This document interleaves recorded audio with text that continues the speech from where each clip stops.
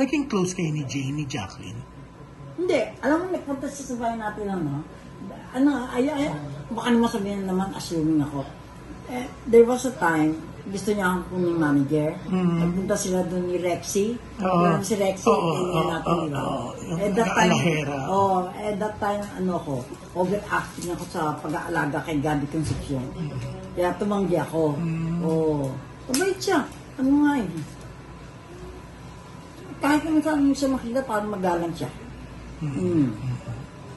Tsaka biro mo, para isipin niyang kunin kang manager. Mabait nga siya, no? At balak pa nga niya nung umupa sana sa isang pinto nung bahay na di ba nagpapaupo nun sila Gabi ng mga ganyan-ganyan, parang townhouse. Bago-bago, hindi pa siya matagal, no? Hindi, Jacqueline Nusen na siya. Pero nung balak niyang umupa sana sa isa sa mga, yun yung pinapaupahan nila Gabi. Simple siyang tao eh. Pero hindi kayo naging close talaga? Hindi, ano lang, batian na ano.